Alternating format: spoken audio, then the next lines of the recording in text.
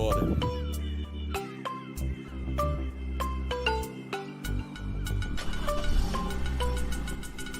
Morning. Good morning.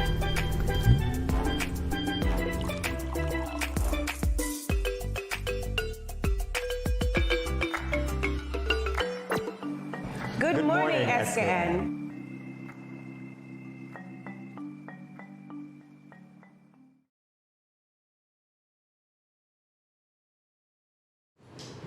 Good morning, SKN. I'm Jamie Morris. And I'm Mimi. And we are getting today started with a brief look at the weather. It is going to be partly cloudy today, partly sunny rather, with a 10% chance of showers. High is 86, low is 70, so all around good day. All right, we'll jump right into the local news. Well, the latest in local news. SKELEC giving back to children of the Federation. And this news is coming from SKNIS, the St. Kitts Electricity Company, in its continued efforts to advance, embolden, and assist the communities within the Federation of St. Kitts and Nevis, have given assistance to children, the St. Christopher's Children Home. At a handing over ceremony at the home on January 21, Deputy Prime Minister and Ministry of Public Infrastructure, the Honorable Sean Richard, said, "This is part of SKELEC's power to give back to this indeed a very important initiative being undertaken by SKELEC. SKELEC has been giving back to different communities because SKELEC recognizes that it's in a partnership that it has here with the people of St. Kitts and Nevis," he said. "It's an important partnership whereby SKELEC powers the homes, businesses, the different communities, but SKELEC is only able to do so because of the persons who are consumers of SKELEC. Therefore, giving back to those persons is an important part of what the company has been doing in different ways," he said. The electricity company has also donated to the Ministry of Social Development and has assisted with some lighting at the Sandy Point playing field. So a great initiative from SKELEC giving back to the community. Yeah, always good when institutions give back. All right, moving on to story number 2, and this one from the Prime Minister's press unit. Prime Minister of St. Kitts and Nevis, Dr. the Honorable Timothy Harris, on Wednesday, January 26, 2022, participated virtually in the 71st meeting of the Organization of Eastern Caribbean States, OECS Authority, where matters of importance to the sub-region were discussed. Wednesday's meeting was held under the chairmanship of the Prime Minister of Grenada, the Right Honourable Dr. Keith Mitchell. Among the matters discussed were regional integration with a focus on the free circulation of goods and the free movement of persons, as well as the next sitting of the OECS Assembly.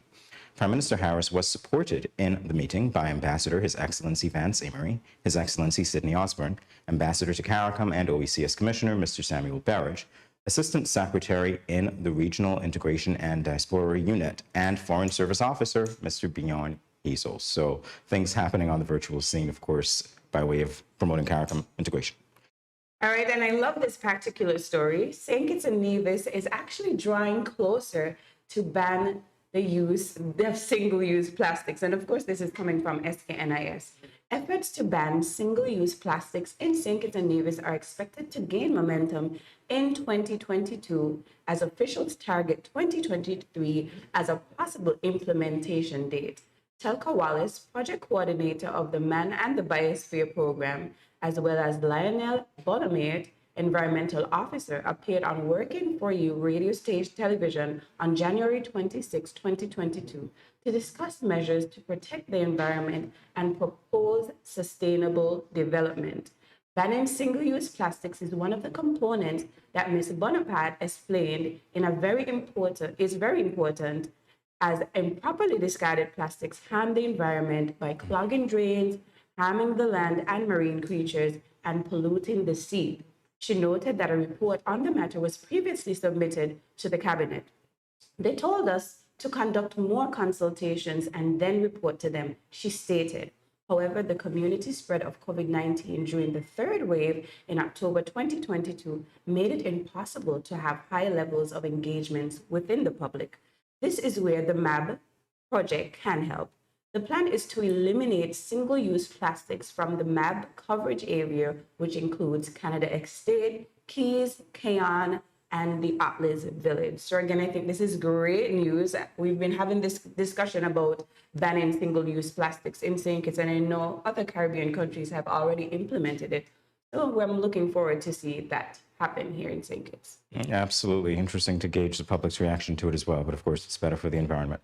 So that brings us to the end of the latest in local news. We will be back with more Good Morning SKN in a flash. Stay tuned. When growing your savings, You see where that you and you save buy that. matters more than you think. Dare to compare and see for yourself why you should start saving and investing at First Federal Credit Union. You don't have to settle for cents. Let your money make sense. Reap a higher return by stashing your cash in a high-yield savings account or term deposit and earn up to 4% interest on your money. At First Federal, we say yes.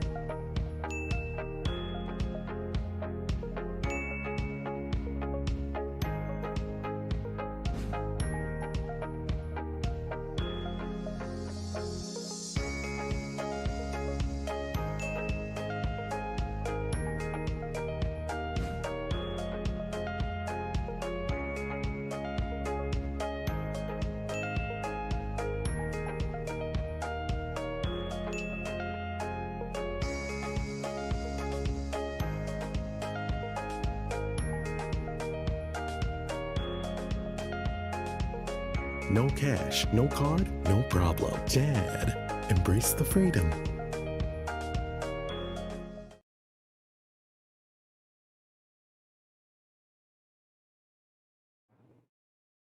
Welcome back to Good Morning SKN. We are continuing with the latest in regional news, and this story coming from now Grenada. Historical wrong against Rasta community must be corrected. Rastafarians who have suffered the most are concerned that they will stand to benefit the least from marijuana decriminalization. This is the concern of Saisha Williams, one of the more prominent faces of the marijuana legislation campaign, who has spent the last 10 years advocating and educating people on the benefits that can be derived from cannabis. His concerns were raised following Prime Minister Dr. Keith Mitchell's recent announcement that legislation to amend the Drug Abuse Prevention and Control Act will be tabled in Parliament before the next general elections. Williams said, based on information received, it can be determined that if the amendments to the bill are structured the way the rumor has it, then Grenadians will not stand to benefit most from its passage into law. From what we are hearing about how the bill is structured right now, Grenadians will not benefit the most from that. Actually, we stand to lose more. No one has seen the bill, and that's one of the problems. Now, if something is taken to Parliament, who was involved in writing the bill, and how do we know that they have Grenadians' best interests at heart? So, of course, that quote coming from Saisha Williams, this is a very interesting story about the decriminalization of marijuana and who stands to benefit from that as well. So something to watch. Yes, definitely. And we're moving right along to our last story in what's happening, and we're going to take a look at the international news. EU drug regulator greenlights Pfizer's COVID-19 pill. So that's really interesting. The European Union drug regulators on Thursday conditionally approved the use of Pfizer's Inc. antiviral COVID-19 pill for treating adults at risk of severe illness as the region scrambles to boost its arsenal to fight the Omicron variant. The endorsement by the European Medicines Agency allows EU member states to deploy the drug after the regulator gave guidance for its emergency use late last year. So Italy, Germany, and Belgium are among a handful of EU countries that have bought the drugs already. The United States in December authorized Flaxophil and Merck's pill in order to review in the EU, but is taking longer to approve because the company revised its trial data in November, saying the drug was significantly less effective than previously thought. So again, this is some interesting news in the fight against COVID-19. I mean, I do like the sound of a pill opposed to a jab. I'm one of those adults who are afraid of injections, so I'll be keeping an eye on that story for sure. Yeah, definitely want to watch as well. So quite a few things to watch. Keep watching Good Morning SKN. You never know what the news will cover next. All right, so we'll be back with more Good Morning SKN in a moment. Stay tuned, everyone. You're watching Good Morning SKN with Mimi Armstrong and Jamie Morris, live on Studio 327.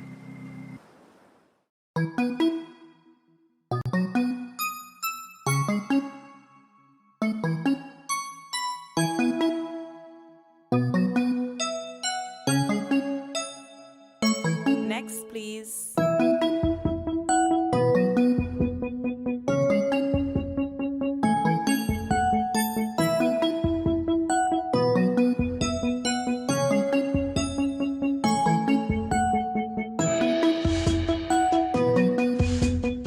Good morning, Mommy. How are we today? We are okay. I brought in Bobby to get her first HPV vaccine to secure her from this cancer-causing menace. I'm just trying to make sure my girls have a chance at enjoying life, you know? You look unsure about something. Are you okay? I'm a little nervous. My boyfriend found a lump here the other day, and now I'm freaking out. I understand how you feel, but let's take care of Bobby first. First, let me explain about this vaccine, the HPV vaccine. The HPV vaccine protects both boys and girls. This vaccine can prevent most cases of cervical cancer and some cases of sexually transmitted infections. Mommy, that's it for Bobby.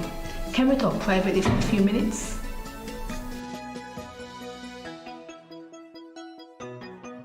It's really good that you told me about your boyfriend finding the lump. I'm glad that you weren't too scared. Mommy, when was the last checkup? I mean, which includes your breast examination and the pap smear. Honestly, I don't know anything about pap smears. Is that something you do during childbirth? Because if that's the case, I would have done it twice, right? A pap smear is an examination of your vagina and the pelvis area. It should be done for females between the ages 18 to 69 at least once a year. The World Health Organization recommends that the doctor or nurse that is doing the examination remove the cells from the cervix and check for any abnormal cells, cancer, and the human papillomavirus, which causes cervical cancer. If females get regular tests, anything unusual or abnormal can be treated and seen in its early stages. The girls are being vaccinated before age 13 to reduce the risk of getting cervical cancer. Women tested early and girls vaccinated can help us end cervical cancer. Don't be afraid. It's a simple examination which will be over very soon. Come on, let's get tested.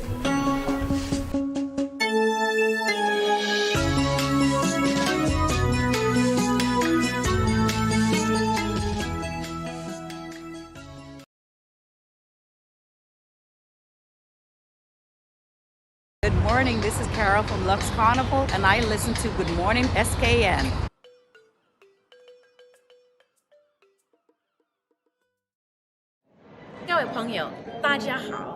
Greetings, my lovely people. I'm Chantel, residing in Taiwan.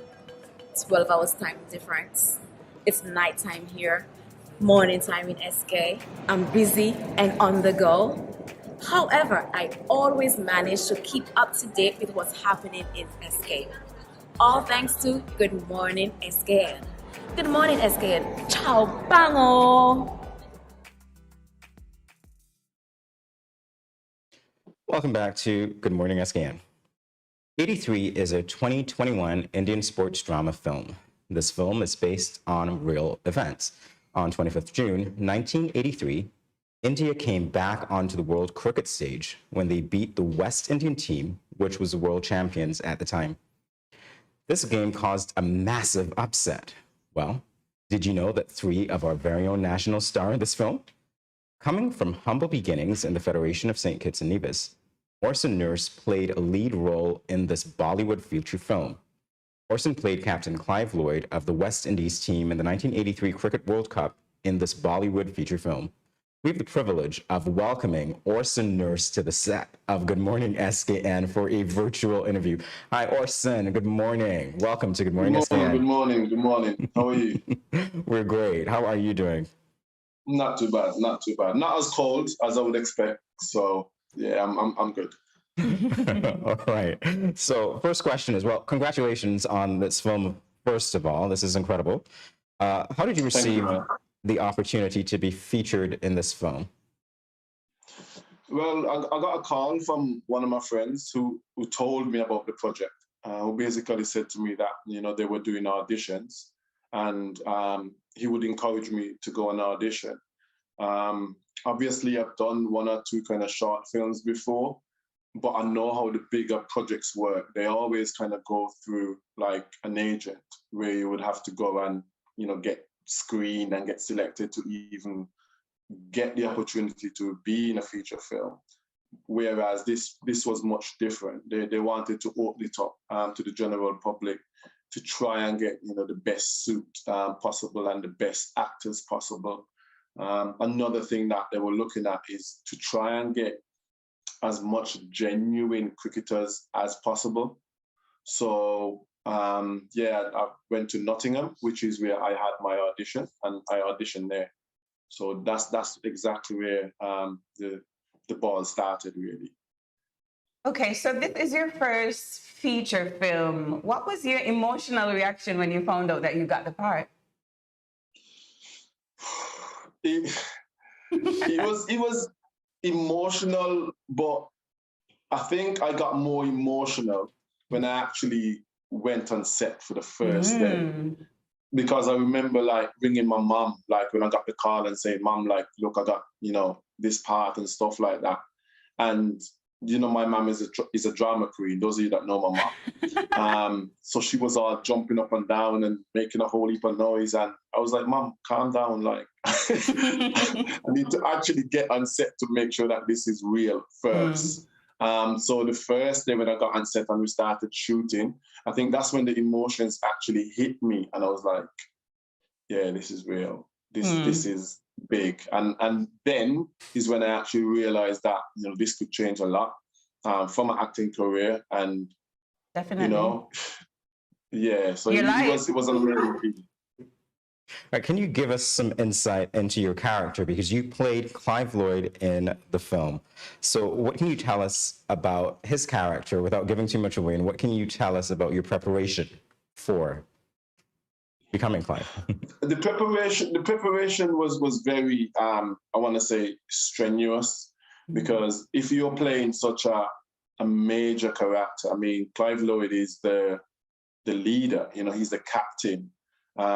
He isn't as vocal, but he has the mannerisms about him where okay, he's in charge. Like this is the guy, that runs everything. Whereas on the other hand, you've got Viv Richards, who's more exuberant, more boisterous, So in terms of Clive Lloyd, I had to make sure that I understand his mannerisms. And one of the most important things to make sure that I walk like him, I look like him, and make sure that portrayed over screen. So I had to kind of basically try and get into his soul per se. I had the opportunity of meeting him. He came on set one day. So we were able to kind of sit down, have a conversation. He was, showing me one or two things, telling me one or two things. And I just kind of try and absorb all that information and try and portray it on screen. I'm sure you did a great job. But can you tell us what was the most difficult part? Like you said, you had to take on his persona. What part of that particularly was most challenging? To try and speak like a Guyanese. Because, I mean, like the Kittitian tongue is a very unique tongue. It is. But as actors, you try your best to try and learn all the other different dialects and, learn the American twang and all the other twangs that you need to learn if you're involved in acting. So that was a touch challenging, I can't lie, because of the time frame as well that we had. So I got the role, for argument's sake, in January. We were shooting in February. Whoa. So yeah, so literally there was no time to kind of like sit down and master it in terms of the language. But what I had to make sure that I master was the way how he played. You know, in terms of how he looked, that's what the makeup artist was there for. That what the stylist was there for. So for me now, it was about making sure that every cut shot he played, I looked like him. Every cover drive he played in that World Cup, I looked like him. The way how he walked, I looked like him. So that was more my focus. Orson, do you have a favorite line or scene or even memory from the film? A favorite memory. So one of the things that kind of hit me, I remember we was shooting the prize giving scene, and they brought out the actual cup that was there in '83, that was given to Capital Dev in '83. And Ranveer, who is playing Capital Dev as the captain, he came like to the front when they put the cup on this table, and he literally just put his hands on the cup. And you could see all the other Indian actors, they're there and they're all just looking, and nobody's saying anything for about a good 10 to 15 seconds. And then they all just started crying, like literally crying. That, for me, I was standing there looking at that, and it just made me so emotional. It just made me think like, this is just more than a film to these guys.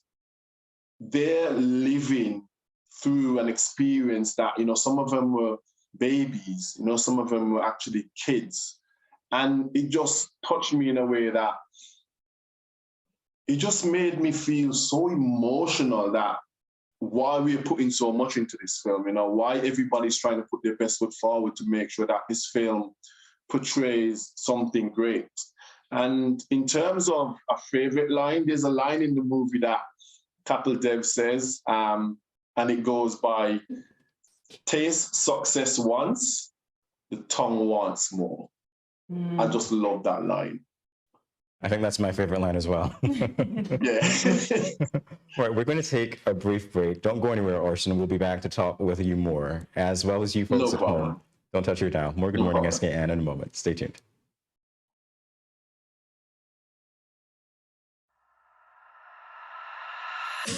I'm here to say kids, Nevis, you don't know for us I represent for the Ministry of Health. Yeah. Respect the COVID protocols. In a time like this, all for one for all. St. Kitts Nevis. Don't forget your mask. Wear it everywhere you go. Sanitize before and after everything you do. Cause you never know what's on the surface or the places you go. Maintain a safe social distance between me and you. Keep calm and stay focused. Don't be a fool, seek the facts first. And boost your immune system up. Don't wanna lose no more of us. Mass up furlough, sanitize, observe the protocols all about. Be wise, mass up furlough, sanitize, me family fitting boat, and you. Blessed love and greetings. This is Infamous, and I am here to encourage every Kittitian and Nivision to remember that we have our part to play in the fight against COVID-19. So sanitize, wear your face mask, practice social distancing, and go and get vaccinated. For me no know about you, but me love St. Kitts bad. Easy no man.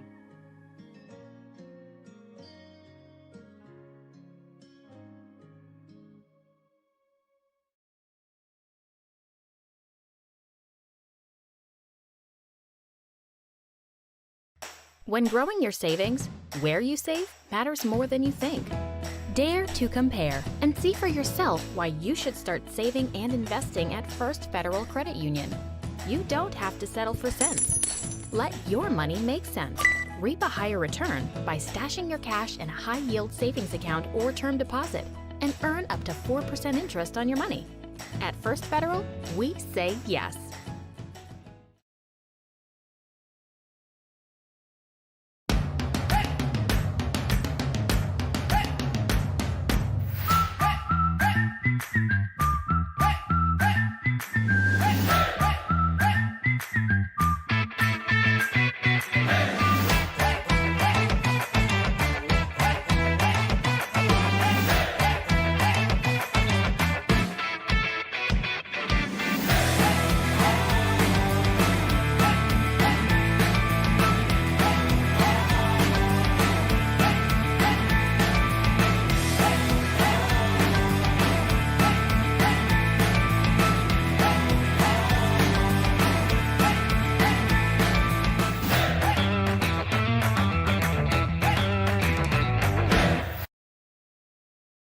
Welcome back to Good Morning SKN, and we're still joined by local actor and, can I say, superstar Orson Nurse, who starred in 83, a 2021 Indian sports drama film.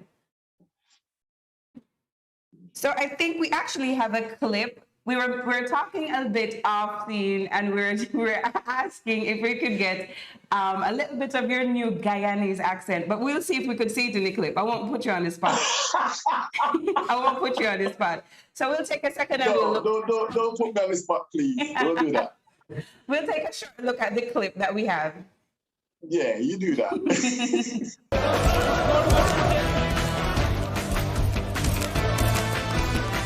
Where is our team bus? No bus here for Indian team. आराम से मारना चिक्का, mine net practice है। हमको चुम्मा टुकु टुकु खेलने नहीं आता। और कपल ऐसे समझा दे, मैं सर पे मार देनी बॉल। रहन दो, मदीपा नहीं आती उसे डिफेंस। चिक्के उधर क्वीन को हाथ मत मार देना। श्रीखान। Best of luck.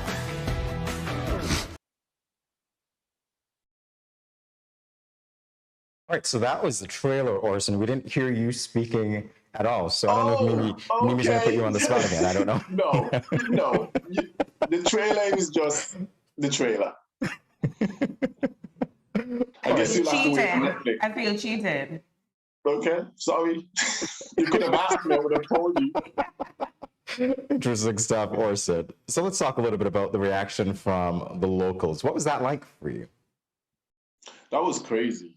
I had two experiences. Obviously, I went to India for the premiere, so the experience there was just, we use the word mind-blowing, because you realize how much this film means, not only to the actors themselves, but to the locals, to the celebrity community in India. So it was just an experience that I can't even explain in full, because there is a bit of proudness in there, because I'm walking around feeling proud to be Kittitian. I'm walking around feeling just that excitement that, you see on other people's faces, when they actually come out to the cinemas after seeing the film and getting the feedback on, oh, wow, like you did great, or, the film is amazing. So all the feedback has been positive. And then I came to St. Kitts and we had 2 screenings at home and it was the same feeling, but I felt much more proud when I was at home to hear my own people kind of like say, yeah, Austin, you guys did well. Because there's 2 other Kittitians in the film. We got Jace Taylor, who plays Viv Richards. Like, he played a superstar role in this film. And then you've got Sheena Berridge, who played Andy Roberts, which is the hitman, So it was just an amazing experience being around the Kittitian people after they've seen it. And we all standing outside the cinema chatting about it and people saying congratulations. And there's a little Indian community who's seen the film as well in St. Kitts. And, the feedback was just great. So amazing. I felt honored. Amazing. So you mentioned that there were 2 other Kittitians on set with you. Was that helpful in any way to have any local faces, local accents around you? 100%, 100%, because we were able to like help each other. And when I say help each other, meaning like these two Kittians have never been on a set before. You know, they are professional cricketers, you know, so taking them from a cricket field and then putting them on a set is something different, you know, something that they've never done before, whereas they know how to play cricket, they know how to emulate all the shots, however it may be. But being on a set, I mean, maybe you will know, is you do different things. You know, you portray different emotions. So I was able to kind of like help them in that frame of mind. But in terms of like, Clive Lloyd throws with his right hand, even though he's left-handed. So there's a part in the movie where I had to throw with my right hand and I looked like a cockroach. Like, I just couldn't get because I'm left-handed, you know? So Jace had to help me, Viv, sorry, had to help me, like training me how to throw with my right hand so it looked authentic, if that makes sense. So we were able to kind of support and help each other through the difficult tasks. All right, I want to shift gears a little bit to a post that you made on your social media page, and it was written, quote, "Sitting in the dressing room, thinking to yourself, Orson, is this really happening to you? Did you often have moments like this, Orson?" Yeah, I do. And that was one of them. Like that moment, like the place was just quiet and I tried to absorb, you know, everything that was happening around me. I remember while I was in India as well, I was just sitting in the hotel room, just relaxing. And I had that same vision of like, is this really happening? I tend to do that to kind of trust. One, it keeps me humble. And two, it just makes me realize not only how lucky I am, but it also reminds me of how hard I've worked to get where I've got. Because there's people out there training for years. Like they've been to drama school, they've been to acting school, and they cannot get the opportunity that, you know, I got. They can't get, you know, lead roles, or they can't even get feature films. So for me, I just kind of go into those moments where I just kind of, I'm grateful, but I also know how hard and I've worked and how determined I've been to kind of get where I want to get to. Wonderful. So we're going to find out just a little bit more about you. I've heard about some interest in cricket, like you actually do like cricket. You're not just pretending to like cricket. But I also heard at a point in time you were interested in modeling. Can you tell us about that? Yeah. Well, in terms of the cricket, I started playing cricket by the age of like 12. So, yeah, so I played for Leeward Islands. I played for St. Kitts. So my whole life from the age of 14 to, I want to say 30, 35, I've been playing professional cricket. I played professional cricket in England. So I played Premier League in England. So yeah, that was my life. My life. I came to the UK to play cricket. That's why I was here. That's and then crazy. One day I was just walking in the street and this modeling agent stopped me and asked me like, yeah, literally like, do you model? And I was like, no, I don't model. He's like your skin's amazing. And like, you got good height. And I was like, okay. And she gave me like her details and she was like, make sure you ring us, like, and come and see us. And I didn't bother with it. I just left it.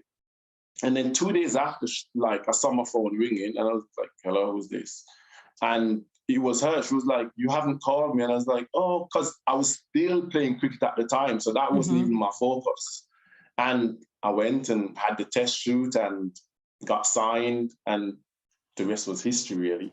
Wow. So for me, the cricket and then into the modeling is what led over into the acting, if that makes sense. That's amazing. Yeah. So my life has basically just gone like that, full circle. Started in cricket, ended back up in cricket. My first feature, you know? So I'd never forget my first feature, never. Neither will we, Orson. We want to thank you so much for sharing your experience working on the film, and definitely one to watch. Thank you so much. Such a gracious person, Orson. All the best to you. Thank you very much, sir. All right. All right. Bye. More Good Morning SKN in a moment, everyone. Stay tuned.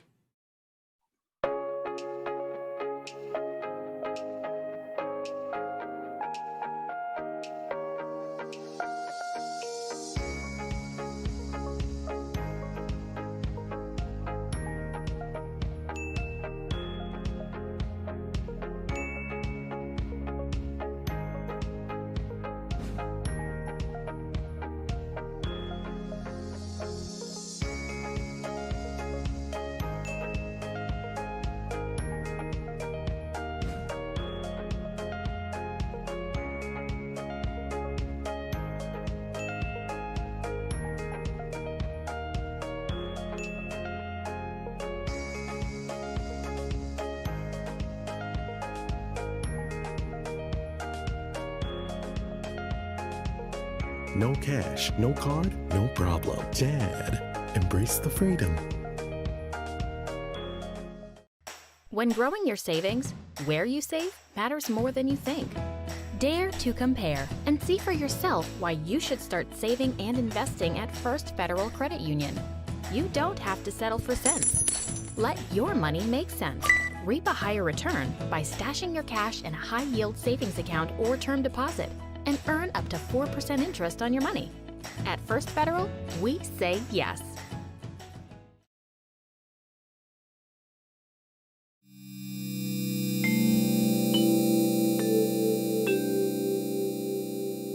Everyone is encouraged to adopt a healthy and positive approach to daily life. Here are a few friendly reminders. When you go to the local market and food vendors, remember to maintain a social distance of 6 feet or 2 meters apart. And always wear your mask. Always keep your hands clean. Wash your hands with soap and water or use an alcohol-based hand sanitizer. When dining, choose restaurants with staggered seating. This will lower the risk of transmission. If you have a fever, cough, or other respiratory symptoms, please wear a mask and seek medical care immediately. Rest at home and do not visit the food vendors, local markets, or restaurants.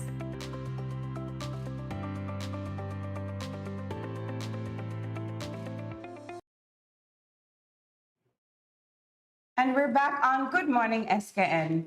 Helen's Daughters is an empowerment Helen's Daughters is an Empower Women's project based in St. Lucia that promotes the principles of rural women's economic empowerment in agriculture through social change.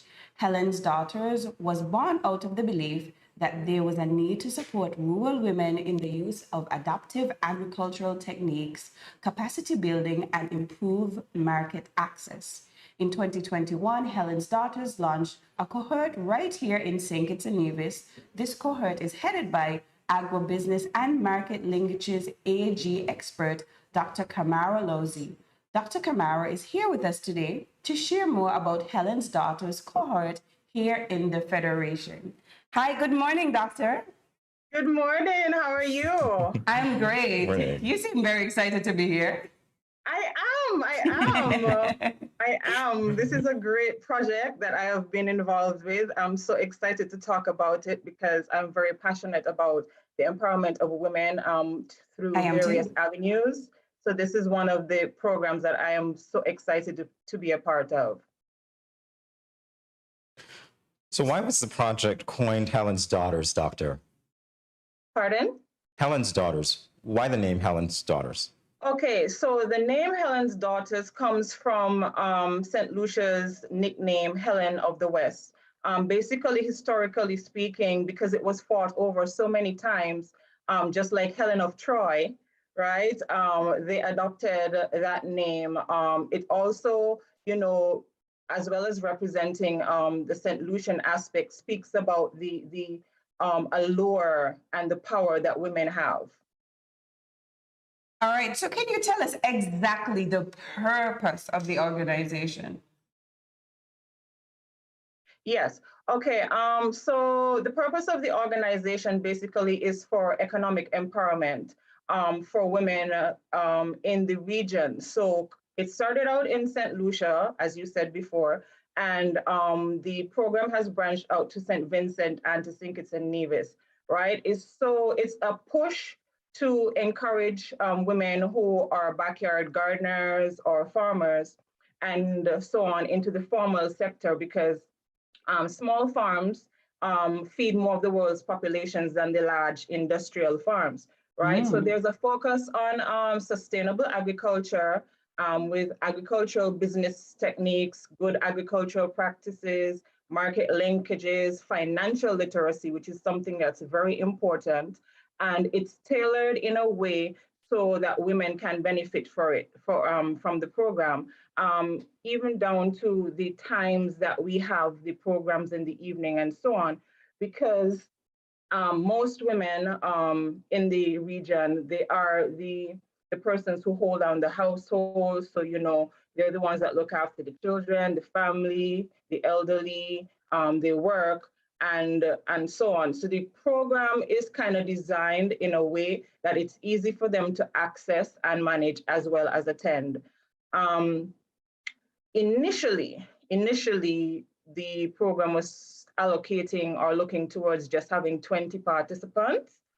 However, over 80 women applied, right? And we're very excited. So it was just supposed to be for one cohort, but because of the numbers that applied, it was split, right? So the first cohort would have been from November to December in 2021. And now the second cohort is from January to March 2022. And we're hoping that as the program continues with more support, that we'll have in person, because currently it's online, right? So hopefully in the future, we'll have in-person trainings and in-person exchanges so that more women can benefit. All right, so doctor, these numbers that you gave for the cohort, these were petitions and divisions? Yes. All right, backup question here is, how was St. Kitts and Nevis identified to be part of the cohort in the first place?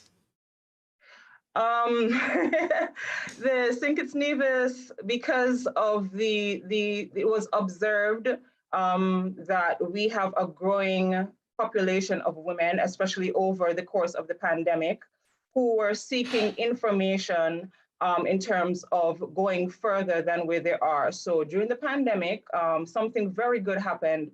Persons realized that self-sustainability was important. And many persons started doing backyard gardening, farming, and doing other projects, agro-processing, and a lot of other things.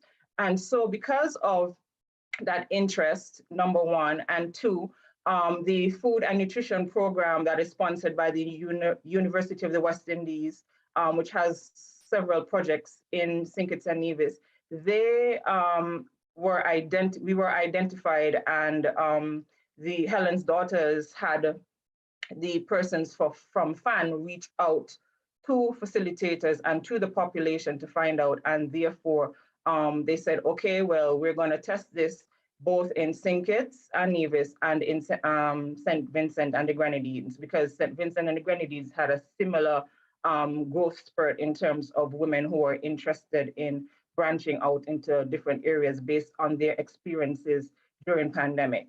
Well, I feel very proud, and I'm always happy when I can hear about the silver linings, surrounding the pandemic.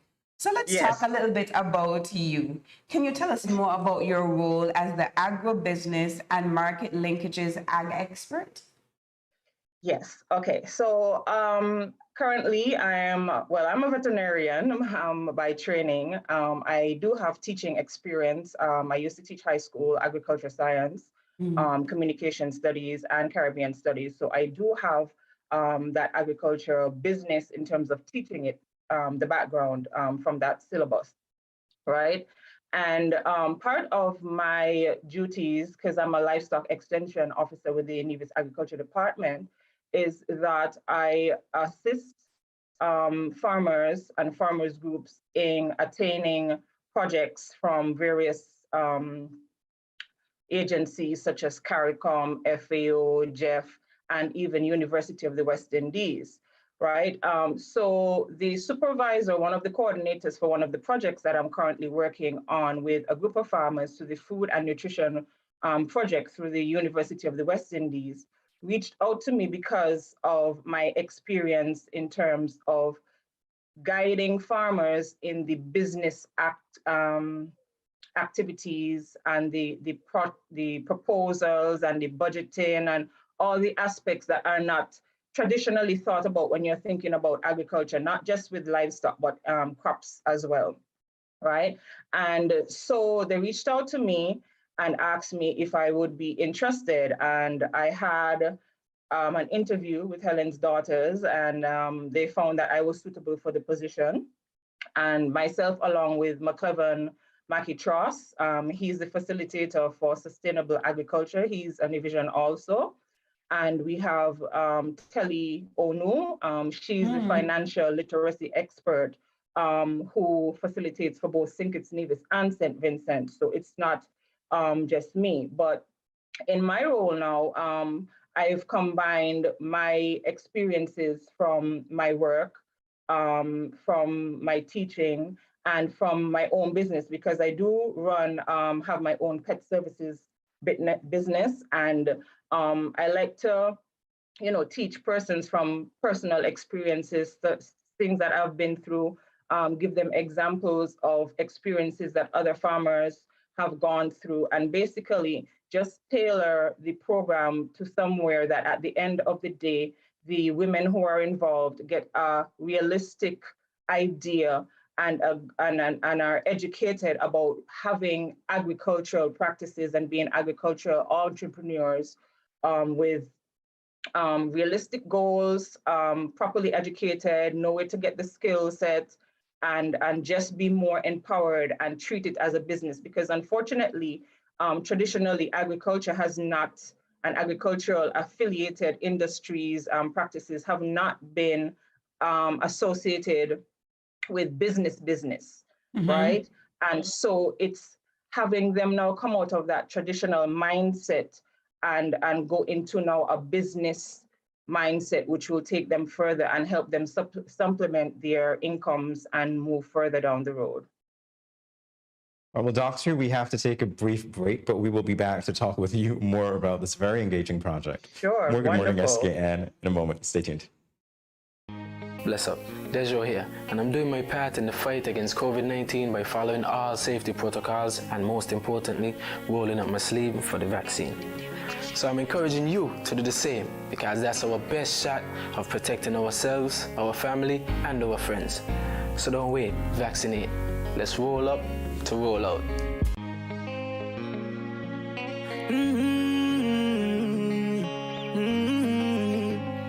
Yeah. I know we can make it.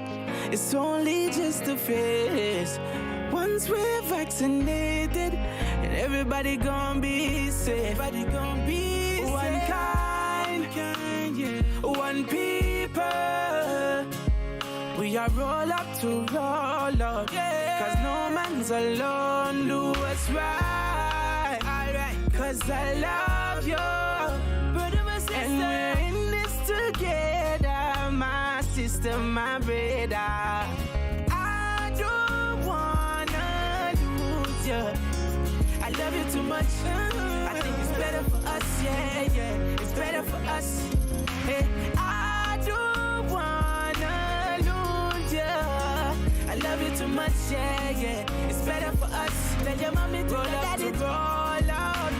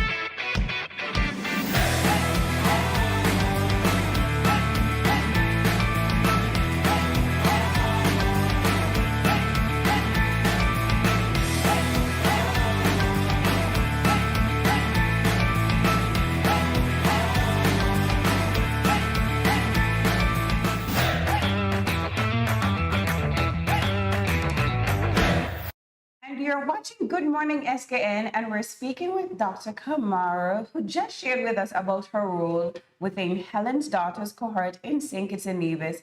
And now we'll learn a bit more about her involvement in agriculture in the Federation. So welcome back, Doctor. Hi.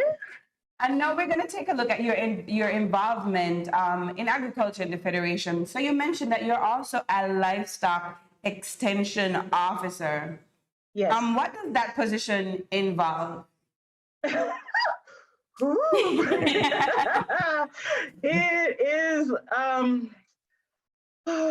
where should I start? Okay, I'm going to try and simplify it as much as possible. So basically, it's technical support for the livestock farmers in terms of improving their good agricultural practices for production, for profit building, for sustainability. Along with the technical, there's also the record keeping aspect in terms of getting population numbers, looking at trends, especially like for poultry and pig production. And then there's the management or the attempt to manage farmers when it comes to how they manage their herds in terms of the them straying, looking after and being responsible for the government pound, trying to enforce the pound ordinance, wild animal management in terms of if there's maybe a donkey injured or a donkey problem, I'm called out and I try to resolve that issue. Conflict management and resolution between livestock farmers and livestock and crop farmers if, animals damage properties, doing projects in terms of being a technical officer for various projects like the FAN project. And there's another project that I worked on recently, which is with FAO in terms of helping with combat climate changes for feed production for animals, health consultations, reproductive consultations, health checks, reproductive checks, education of farmers, workshops, skill sets, education of the general public, and a whole list of I can see why you laughed. laughed. That's a long list. Yes, there's more. Well, Doctor, you are a very busy woman, and as a woman who's in love, as a woman who loves agriculture, yeah, you're taking deep breaths. As a woman who loves agriculture, I want to take us back just a little bit to how you've been able to see other women develop a love for agriculture, particularly as it relates to Helen's Daughters. So we talked a little bit about the ages of the women who were interested. What surprised you about that? Yes. Okay. So, and like I said, one good thing about the pandemic, right? It gave women the opportunity, I guess, to look within themselves to see where they could expand and the areas that they could earn additional income. And from that, a lot of backyard gardeners, agro-processing activities, naturopathic, personal health products, and so on, women have been coming on board specifically with those three areas, right? And so, especially when it comes to the agro-processing avenue and the naturopathic natural products such as the oils and the soaps and the lotions and even candles and a whole host of other things that women have been looking into. And it is for the younger generation because we have a very good mix of the age groups. So we have women from in their 20s to their 30s, 40s, 50s, and older in the program.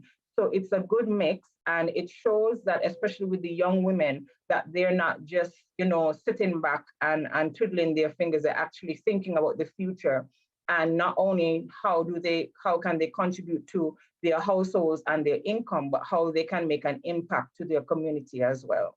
So Doctor, I would like to ask you what gave you an interest in agriculture? Like, I remember doing agricultural science in high school, and I was maybe one of the 2 females in the class. So I know traditionally we don't feel like women should be involved in agriculture. Can you tell us why you got interested? Well, the thing is, with that statement that you made, traditionally, when you look around, actually, women have been the backbone of agricultural practices from time immemorial. If you're looking at when you started with, human beings starting to settle down and have villages and so on, where the men went out to hunt and everything else, agriculture, the planting and so on of the crops and so on, the women were the one that were tending the fields, right? And that has been brought forward even through the unfortunate, history of our people being enslaved and coming forward. So women have been there consistently. The issue is that they're not viewed as quote unquote farmers, the term, right? More as maybe the help, the work along and so on. But when you look around the region and you see, and you pass farms and so on, you see women, predominantly women are the ones, especially in small farms, who are doing the backbone and bringing the things to the market, right? And so for me personally, I come from an agricultural background, a medical background, a creative background, all kind of background, right? So my grandmother, she was one of the first female headmasters. I listened in earlier when you're talking about the Gingerland Secondary School. She was actually the first principal for the Gingerland Secondary School, right? And then she went on to become the principal of the Charlestown Secondary School. However, she was always gardening. She always had gardening, and she had livestock, and she had rabbits, and she had a host of other things, which I was helpful with her from a young age, was always behind her in the garden, helping her with the animals and so on. So I came up with a natural love for farming and for animals specifically. And then my grandfather, who on my father's side, who is St. Lucian, so I do have St. Lucian heritage. That's where my last name comes from, Louisi. He was one of the main vets in St. Lucia for the agriculture department for a long while. So I had exposure to that too. So when I used to go to St. Lucia to visit and everything else, I would go out with him into the field when he used to visit farms and farmers and so on. So it's kind of been ingrained in me from a very young age. And I've always had a love for animals in particular. I'm kind of a introvert. Don't mind the peppiness right now. We couldn't tell. Right. And so I've always had a love for animals, a closeness and appreciation for animals. And from a very young age, I always wanted to do something that was involved with animals. But I do have a multi-tiered background in terms of education, because I do have a creative aspect to my background and to my history. And so I do have a degree, a first degree, a Bachelor of Arts in history, with an aim with cultural studies for in women and their contribution in the region. So that is just along with my veterinarian certification, obviously. So it's a good combination, and it's an odd combination for persons that don't understand, but there's ways, because I understand the history behind the role of women in the region, that I can put the two together and try as much as possible to contribute to the development of women in the region. Louisi, thank you so much for sharing insightful information. You're almost making me a little jealous that I am not of the opposite gender because of all of the activities that you have talked about today. But definitely something to look for. Hopefully this won't be our last conversation. Thank you so much. It's been a pleasure talking with you today. No. All right. All the best to you, Dr. Louisi. Thank you, and Jan. thank you for having me on. Absolutely a pleasure. More Good Morning SKN in a moment, everyone. Stay tuned. I going out tonight. I got a hot date. He older than me, but I don't care. I like what he telling me. He say I look sweet and ting. What? You want me go home with him? Nice. Boy, I wonder if I'm ready for this. I notice he ain't got a condom, but I gonna go ahead, see? He might think me ain't like him or trust him. Plus, this my first time. Nothing gonna happen to me. Lord, how could I let this happen? I ain't ready for no child. Who can support me and my child? My man gone jail and mommy and daddy said they ain't gonna help. I all on my own. How could I be so careless? I wish I could go back to that now. But my education on hold. How could I let this happen? Don't let this happen to you. Contact the Department of Gender Affairs to find out about confidential offices and personnel available to answer questions about your sexuality or pre- or postnatal concerns. This message was brought to you by Project Viola through the Department of Gender Affairs with support from the Basic Needs Trust Fund and the Caribbean Development Bank.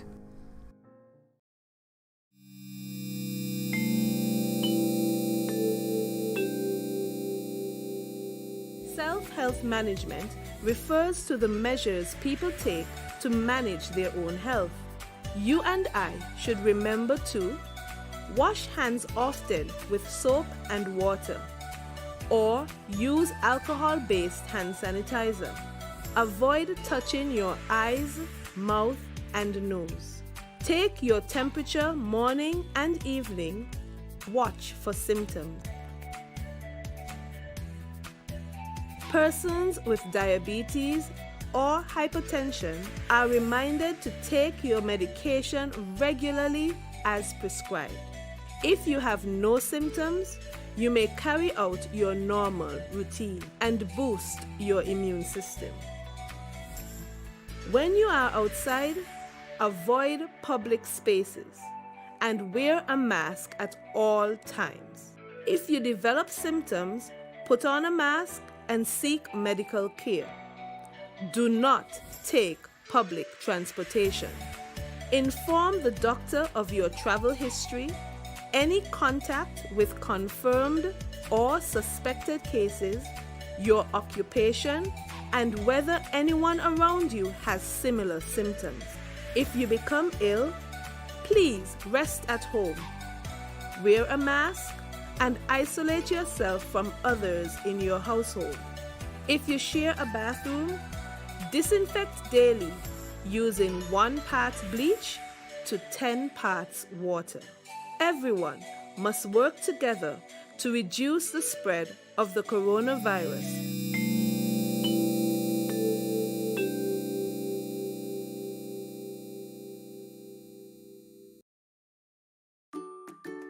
Has anyone ever touched you here, here, or here? Well, these are actually bad touches, not good ones. And so, if anyone ever touches you in these areas or anywhere else that makes you uncomfortable, you must say no, then go and tell. Say it with me. Say no, then go and tell. This message was brought to you by the Department of Gender Affairs in collaboration with Probation and Child Protection Services, the Ministry of Health, and the Pan American Health Organization. Guitar, drums, piano, saxophone, violin. When we hear the phrase musical instruments, these are what we tend to think about. But the human voice is also an instrument. It's what we use not only to communicate, but also to express visceral emotions that course through our hearts and minds. Our next guest knows all about that. Please allow us to introduce a local singer and songwriter and a familiar face, Charnel. Good morning, Good Morning SKN's expression, soundbite edit. Wow. Good morning SKN's expressions. Here we go. Well, you never know, you might end up there. All right, so Charnel, how are you doing today? I'm great. How are you? Good. Right. So we were talking a little bit about where we knew each other, so that lends its way to the first question, because it was in singing, that environment in singing. So how long have you been singing? Since I could talk. As long as I could remember, really. So what influenced you to become a singer slash songwriter slash superstar? Well, I have been around music my entire life. As I grew up, I noticed that both sides of my family were musically inclined, and I took to the piano, the guitar, the ukulele, anything I could touch. I love singing, and I've just been singing since. I've always had an interest. I have to ask you, have you heard of any memory, well, anybody telling you this was the first song that you sang? Out of curiosity, do you even know what that is? Any stories? No. No, I think I was just singing all the time, and I think they were more annoyed than anything else. I doubt that. So can you recall the first song that you wrote and what inspired that song? I think the first song I wrote was a gospel song, and I was just feeling very happy. I don't remember exactly what happened. It was a Saturday, and I had really good breakfast. I didn't have much cleaning to do, so I was just really happy, and I just got inspired, and I went to write the song. So I understand in 2021, you released your first EP, Desert Dance. Tell us about that production. Desert Dance was a long time coming. I had been working on that on and off since 2018. I basically got tired of just being in the corporate world and not really doing what I really love to do. So I just said, you know what, it's about time I do something for me. And I started the project. I started working on Desert Dance first, which is where the EP got its name from. And then I went on to the others. And I think whatever I was feeling at the time is exactly what went into the song. So what about the name Desert Dance? It's a very unique name. I also love this song, but what inspired such a name? Basically, when you're going through life, there's ups and downs, and there's hot and cold. And in the desert, during the day, it's really hot. And at night, total contrast. It's very, very cold. So it's a dance between hot and cold in the desert, night and day. So that's basically what it was. It was a reference to me being different from someone, as well as me having different seasons, hot and cold. That's interesting. I love the way you captured that. Yes. All right, so let's talk about the meaning of the other songs. So there's Desert Dance, there's Who Hurt You. I think we should go through them one by one. Yeah. When you're in a relationship with someone and you see certain patterns and certain behaviors, and you're like, this person definitely has been hurt. I just want to know who hurt you. So I can try, to understand you a bit more. Or maybe I should just stay away. Yeah. And what about Beautiful Noise? Beautiful Noise is actually one of my personal favorites. Because, we hear beautiful and we hear noise. Noise isn't usually beautiful. Yeah, exactly. We think of noise as something negative or annoying, but a noise is basically a disturbance. And that can be a good thing, can be a bad thing. And this disturbance was something that I liked and I was curious about. So I followed through, with the curiosity. So this is not linked to you making noise when you were singing earlier? No. It becomes beautiful. All right, and the last one here, Got You. Got You was written after Beautiful Noise. Got You is the point where, the curiosity led to one thing and something else and something else. And at that point, I have you, you have me. This is where I'm at. This is what I'm interested in. And let's just see what happens. So I guess your songs all tell a story. That's exactly. All right. But where can persons listen to them?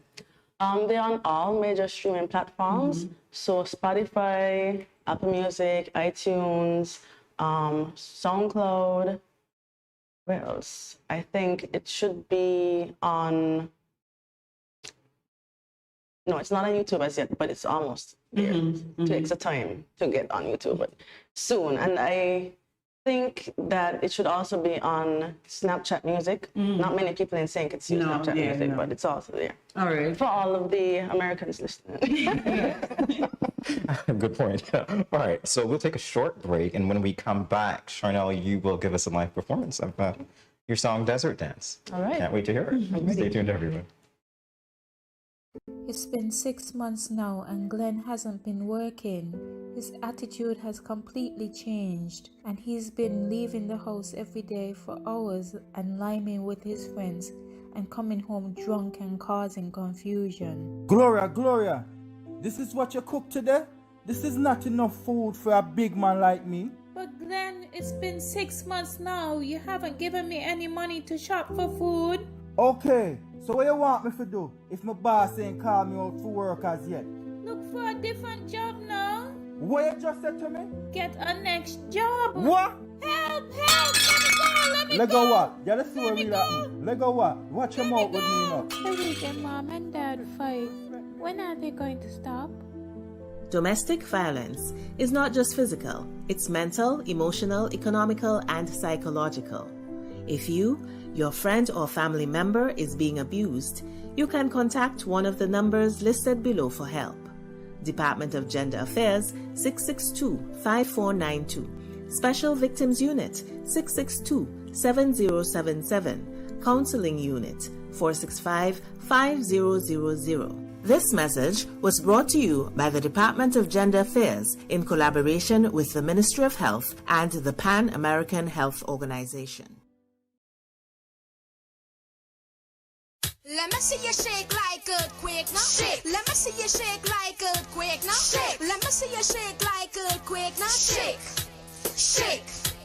Drop to the ground and take a little cover under a table or strong furniture. Kneel. Bend your head close to your knees. Hold on to a table leg or desk, please. Hands. Behind your head, protect your neck with your arm. Face away from windows, you must understand. If you don't have a shelter to hang on to, remain in a place till the shaking's through now. Shake. Let me see you shake like earthquake now. Shake. Let me see you shake like earthquake now. Drop, cover and hold. Stay in control. Drop, cover and hold. Shake. Let me see you shake like earthquake now. Shake. Let me see you shake like earthquake now. Wave tsunami, wave tsunami, wave tsunami.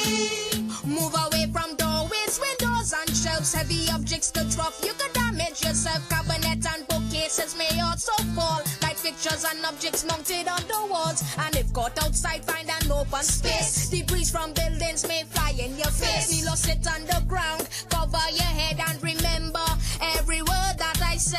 Shake. Let me see you shake like earthquake now. Shake. Let me see you shake like earthquake now. Drop, cover and hold. Stay in control. Drop, cover and hold. Don't panic. Shake. Let me see you shake like earthquake now. Shake. Let me see you shake like earthquake now. Wave. Tsunami. Wave. Tsunami. Wave. Tsunami. Drop. Everybody now. Drop. I wanna see you now. Cover your head. Cover your head. Drop. Say everybody now. Tsunami. I want you to put up all your hands. Tsunami. I want you to put up all your flags. Tsunami. Yeah. Tsunami. Yeah. Tsunami. Do not go home without permission. Stay and wait for help and instructions. Do not go down by the seat to watch the action. Just to talk about what has happened. In science lab, chemicals may drop. Exit only after shaking has stopped. Do not panic, everything will be fine. Don't use the phone line at this time. Shake. Let me see you shake like earthquake now. Shake. Let me see you shake like earthquake now. Drop, cover and hold. Stay in control. Drop, cover and hold. Don't panic. Shake. Let me see you shake like earthquake now. Shake. Let me see you shake like earthquake now. Wave. Tsunami. Wave. Tsunami. Wave. Tsunami. Good morning, this is Carol from Lux Carnival, and I listen to Good Morning SKN.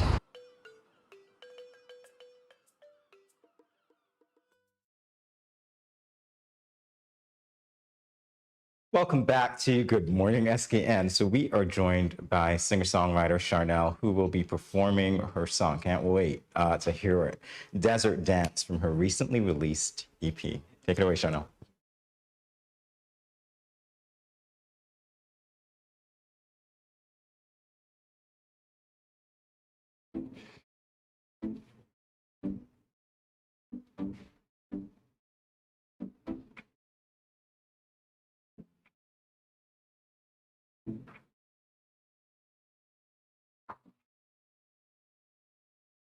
you do, the only one who can make you laugh is the one who made you cry. Quench your thirst with a drop that's from my eye.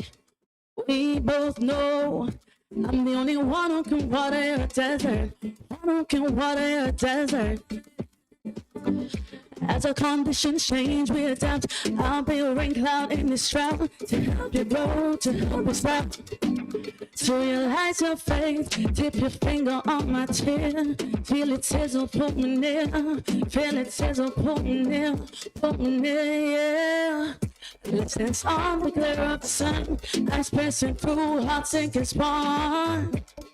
Dance to the rhythm of our burning flame. Turn this desert sand to distant land. It's cold for a while, but we'll all return to an inferno again. More resilient than a cactus. All love has captured us. Something so beautiful, born from harshness. Nothing this good comes easy.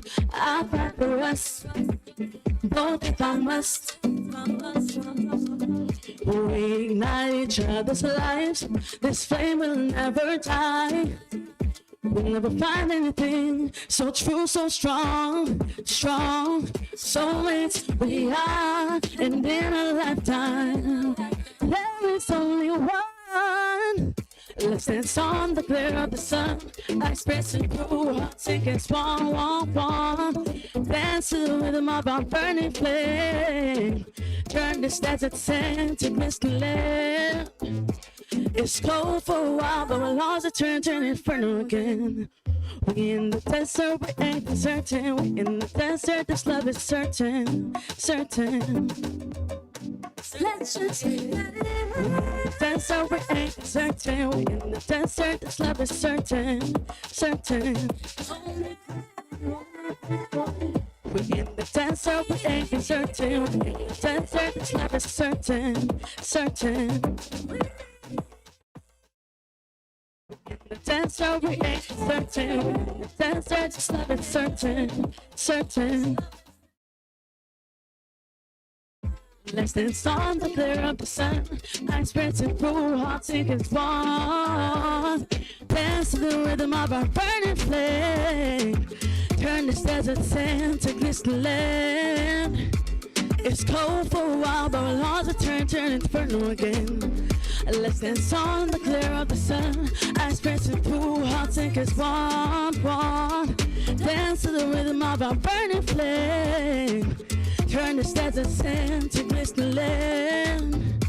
It's cold for a while, but we'll all return to an inferno again. Yeah.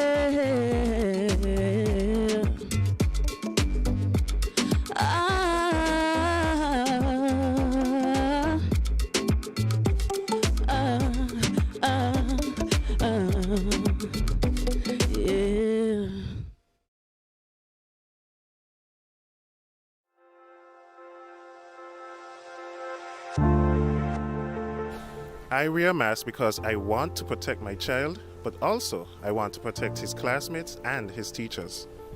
I wear a mask because I care about the frontline workers who will have to work even harder if those around me get sick. I wear a mask to protect my family.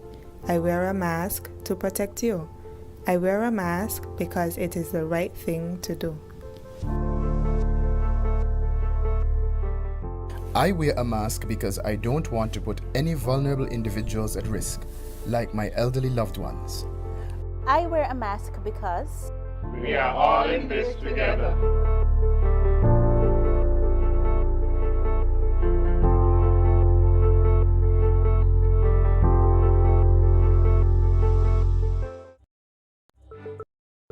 These teen boys nowadays get me so upset. I see these teen girls with their big bellies and you want to tell me y'all couldn't protect her and yourself? Come on. Now don't tell me no stupidness about you feel embarrassed about getting a pack of condoms or asking somebody for one. That ain't nothing to be ashamed about.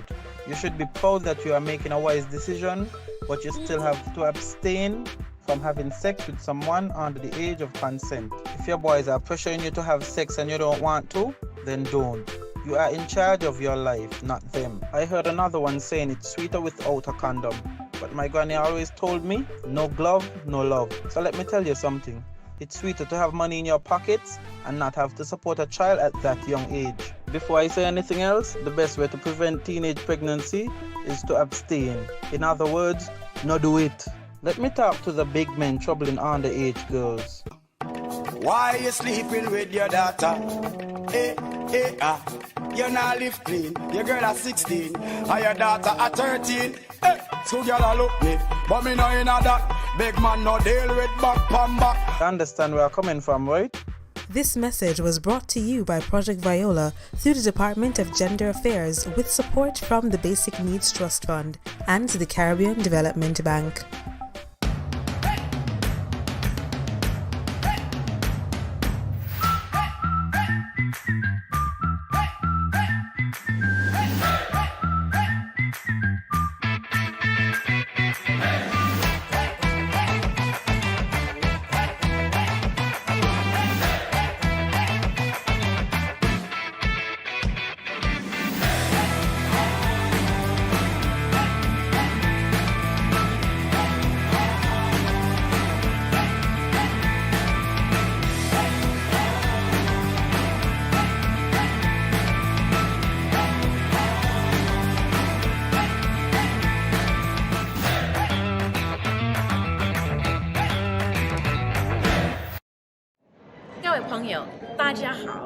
Greetings, my lovely people.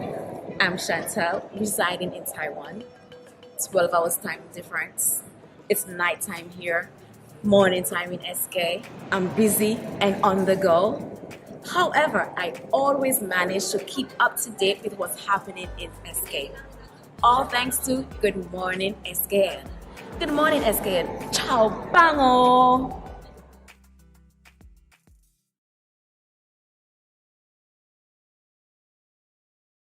From your reality.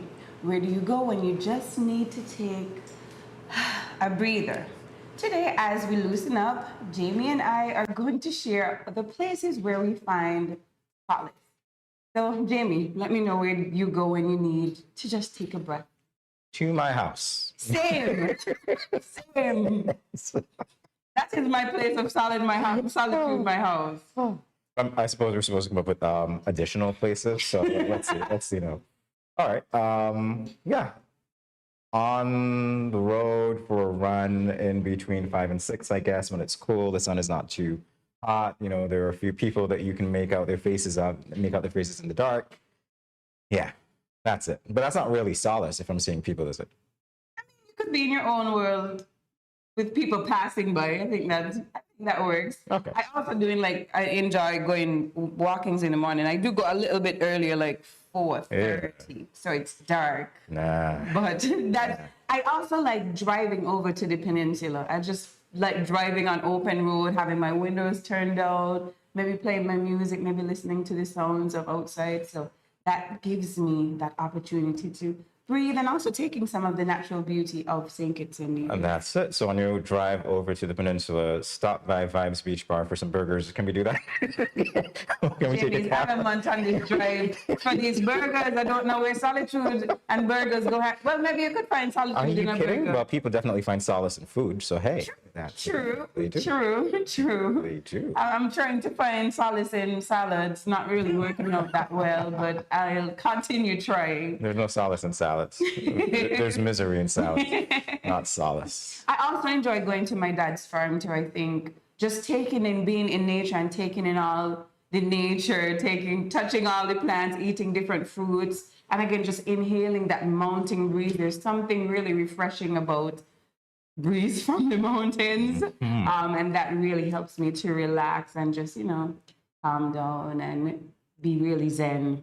And be one with nature. Listen, after the guests that we had, after our interview with Dr. Kamara Louisi this morning, you mentioned farm. All I can see is those 3 little pigs running around.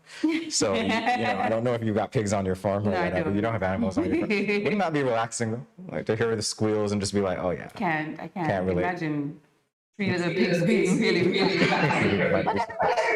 Everybody has different things. But my house, as you mentioned before, is definitely my place. Like sometimes I'm at work, I'm like, man, I can't wait to go home to go lie down in my bed. So yeah, that's definitely my number one place of solitude. You know what Mimi's number one place is? I said my house, the backyard. backyard surrounded by plants. There's some furniture there, so I can, relax, that's enjoy the nice. breeze, etc. Yeah, it's really nice. Any place that I can go to get away from traffic is also very nice. So That's a great one. hilly places, maybe a walk. Yeah, and those are the places that I like. All right, so if you guys have any of your personal favorite places where you find solace or places where you go to get a little bit of an escape, can you kindly let us know? Drop a comment. We'd love to hear from you. We're actually going to take a break right now, and then we're going to come right back. We're going to take a little breather here in the studio too, find a little solace here, and then we'll come right back with more Good Morning SKN. Please stay tuned. So nurse, what now? Let me explain. I'm going to put your feet in these 2-meter stands called stirrups. Your legs will be open, then I will insert my fingers into your vagina and make a check. After that, I'll insert this. When that is inside of you and open up, I can see your cervix better. Then I will use these other devices to help me remove the cells from your cervix and check for the cancer and the HPV. Just relax. It will be over very soon. Nurse, that wasn't so bad. I thought it would have been very painful. I am glad your first experience was a good one. So, when will I get the results? The results usually return in 3 weeks. You have to come back here to the health center and I will explain. If there's anything abnormal, I will make a referral to your gynecologist. Okay. Can I get the HPV vaccine my daughter got? No, I'm sorry, you cannot. The World Health Organization and Pan American Health Organization did a lot of research and found out after persons are sexually active, the vaccine does not work as well. So what's the best way to prevent me from dying from this HPV? Just what you did this morning. Early and yearly screening for the HPV virus and checking for changes in the cervix with the pap test. How do they know they're not sick? I know, it's really sad. In 2014, 1 in 4 women in St. Kitts and Nevis were tested positive for one high-risk type of HPV. And in the last 10 years, the number of women with cervical cancer has increased. See what I mean? But it's good that you could get the pap test, the HPV vaccine, and the breast checks all at the same time. Yes, share what you've learned with your family and friends. We in the Ministry of Health are encouraging women to come and have these tests done every year because cervical cancer can be effectively treated if detected and diagnosed early. So let's both do our part. It's time to end cervical cancer.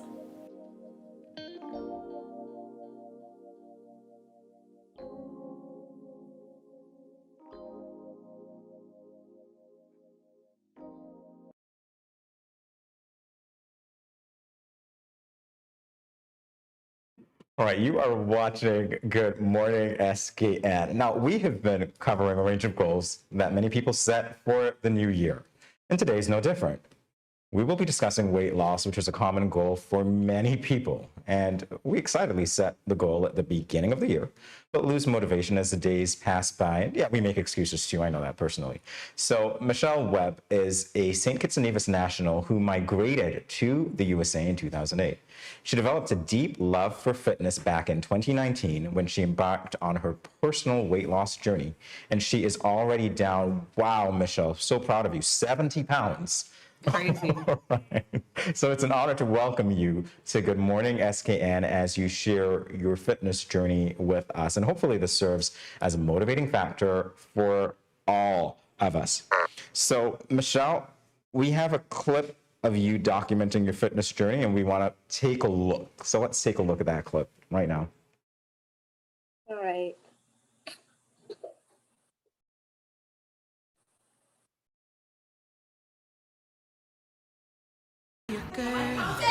Beautifully broken, perfectly flawed. I don't even know how I made it this far. And I'm asking Let's get it. Go. Why did I do it? Why did this happen to me? What's up with this? Then I said you can get through it. What's this? You just have to believe. Come on, no stopping, no stopping. Gotta make it all count. Okay. not me. I'm the perfect person to go through the storm. It won't break me, it won't kill me, I won't. And the fact that I survived another day. This is my moment, there's no turning back. It took me a while, Just but so I you know, I have no can't. regrets. Boom, okay. Good morning, SK. And you were watching that video of Michelle Webb on her fitness journey. And interesting stuff, Michelle. You're doing burpees, you were lifting weights and leg raises and all of that stuff. Interesting strength that you found to do that, huh? Yep.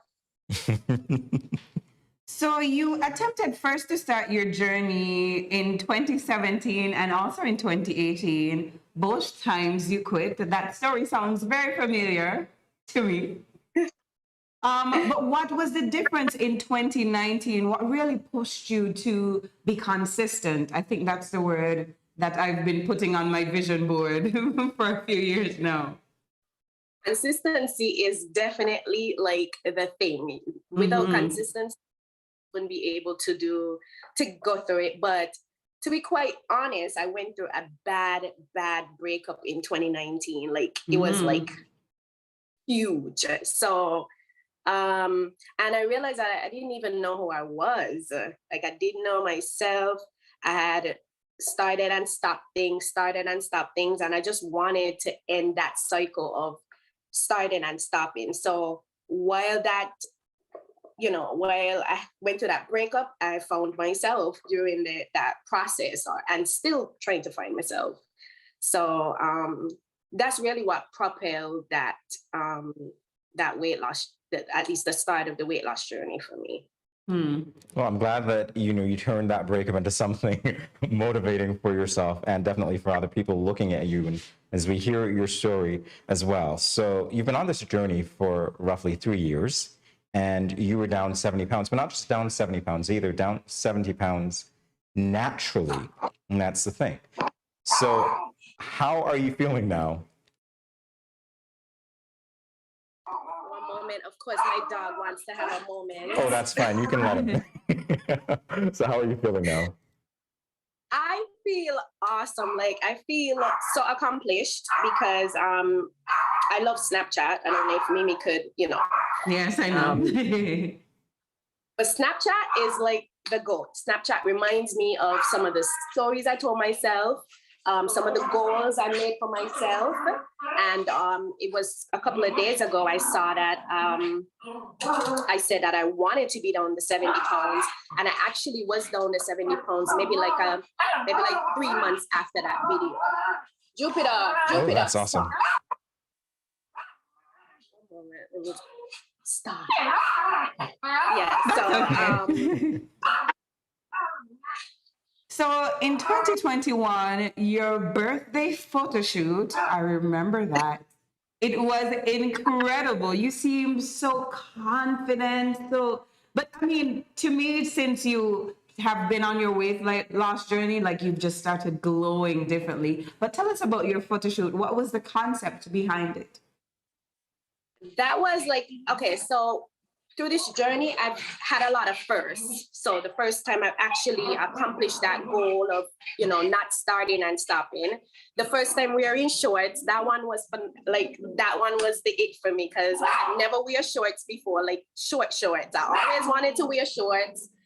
And seeing my daughter in shorts, I was like, I need to wear shorts. And then I never had a photo shoot before, ever.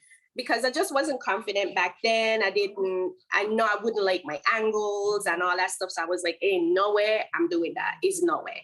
So when I got down to the ideal weight that I wanted, that was a present to myself. And I couldn't believe it was executed so well either. I was like, oh my gosh. So those were the factors for me to do the photo shoot. All right, let's talk very quickly about the improvements that you noticed overall. So not just the weight loss, but the effects perhaps that it had on your emotional state, your mental well-being in general. I started doing a lot more self-care, for sure. Being more aware of myself, loving on myself a little bit more. I had realized that I really didn't love myself. You know, we often say, oh, you know, I love myself, self-love is a thing. But when you go through things and then you have to make breakthroughs, you realize that, wow, I really didn't even like myself. So I discovered that that I started really loving myself and appreciating my body and wanting to take care of my mental health, to be a good person, but a better mom. That way my daughter, you know, Justice, can look at me and be like, okay, well, mommy did this, I could do this too. And I'm more positive, even more like right out there, like Mish is, I'm a vibe, okay? Like Yes. I'm a vibe, and it feels good to be a vibe. Okay, for me especially, not for anyone else, but I feel good to be a vibe for me. So I would say that. All right, Michelle. So we're actually going to take a brief break. We want to hear more from you and want to, you know, talk a little bit more about your transition, your experience. But we're going to take a short commercial break, and maybe you could talk to Jupiter a little bit. I think he wants to be a star on the show as well. So let me just get a quick little talking with him. He might get a little whooping. We'll be right back with more Good Morning SKN. So you mentioned something about a lump. Babe, I just felt something on the left side of your breast.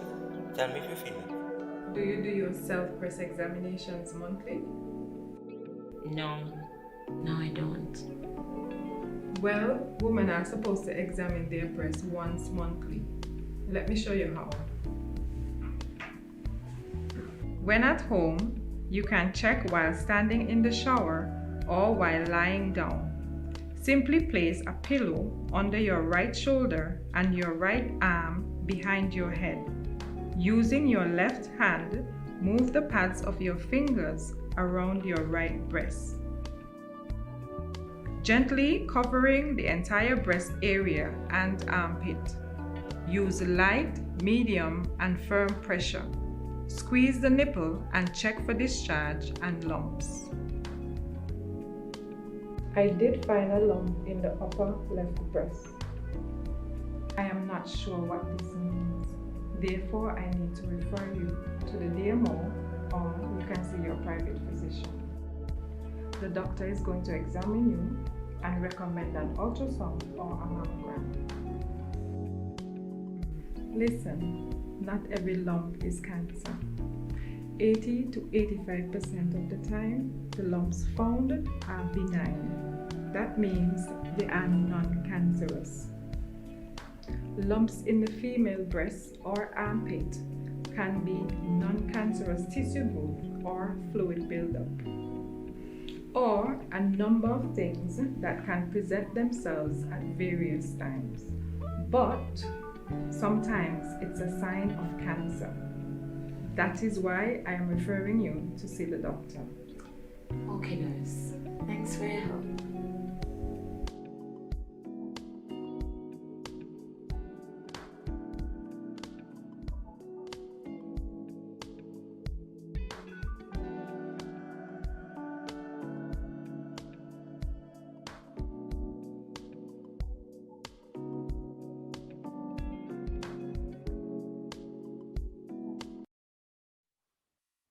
Welcome back to Good Morning SKN. And we are speaking with Michelle Webb. And, well, Michelle Webb, first of all, is a fitness icon that hails from our Twin Island Federation. But I do want to say that in the shot, we also have the star of the interview right now. That's your little dog, a Jupiter, that we heard barking in the background. Yeah, say hi. Say hi. I'm Jupiter, and I love my mom really much. Yeah, You now say be hi? quiet. No, you want. Okay. So we also know that your fitness journey is just beyond physical exercise. Can you tell us some of the dietary adjustments you had to make? Me and Jamie were expecting to have burgers today, but now you're on. We might do something a little different. Okay, so I'm be honest with you. When I initially started, I wanted to do like keto, so take the carbs out. But I tried it. That didn't work. My favorite foods are like chips. I am obsessed with chips. I'm obsessed with Maria cookies. I'm sure you've seen my story, Mimi. And pizza. So keto didn't really last that long. No. Keto didn't really last that long. So I tried a lot of stuff, but what stuck for me was low carb. So I did a lot of vegetables and protein, a lot. So that is what really helped to melt the fat for me. And I did a lot of intuitive eating. Like I had to talk to myself a lot about, okay, you're not really hungry. You just probably need some water. And, and that comes with research and patience and discipline. But I had adopted a diet of low carb. So just vegetables and protein, chicken, fish, turkey. I'll add some rice here and there, like maybe twice a week, but I tend to like measure out the rice. But that has been really my diet from since the beginning of my journey. I do splurge from time to time. I could binge eat if needs be, but for the most part, I'm pretty disciplined. So that's really kind of how I eat. I'm a boring eater too, so I eat the same thing. Not based on what you just said, because I love the fact that you said you can binge sometimes. So let's talk about the cheating for a little bit. If you have to cheat just a little bit, what do you do? What's your cheat meal? My cheat meal is so meal would be pizza. I love pizza and Chipotle. I love Chipotle and I love Pollo Tropical. These are like restaurants over here that's like basic stuff that I will cook, but those are like my I would say cheat, but pizza is like number one. And then number two, like for snacks, is Maria cookies. I have fallen in love with Maria chocolate crackers, and I promise you, I literally leave home to go to the Dollar Tree and get me a pack just to, it's an obsession. So those two off top would be my cheat, but then I eat them often. So, but can you tell us now on the other side, what is your go-to healthy meal? Okay, so my go-to healthy meal will always be veggies, broccoli. I love to stir fry broccoli with snap peas and zucchini, and just saute them down with some paprika and salt and pepper and so forth. So that is my go-to if I'm like really strict a particular week. If I said, okay, Mish, no bad eating for this week, that is my go-to. Oatmeal is also my go-to. And I just recently started playing around with oatmeal and protein powder for extra protein, because the protein keeps you full longer. So I when was you're just going full to say that when I eat oats, like in 10 minutes, I'm hungry. Oh, well, no. Well, yeah, because what your metabolism is fast. That's why. So that's a good thing. You want to be hungry, because if you're not, then your body's going to hold on to that fat and use it, for energy. So you want to stay hungry, and you want to feed your body in the, appropriate time frames. So oats, yogurt. I just started doing parfaits. I do a lot of yogurt with berries, strawberry, blueberries, raspberries, with a sprinkle of granola. So those are my healthy go-tos every day now. That is what I eat consistently. I'm filled with protein, so I don't have to consume more than 1,900 calories per day. That's pretty much what I do. Well, Michelle, you've been so transparent with your weight loss journey.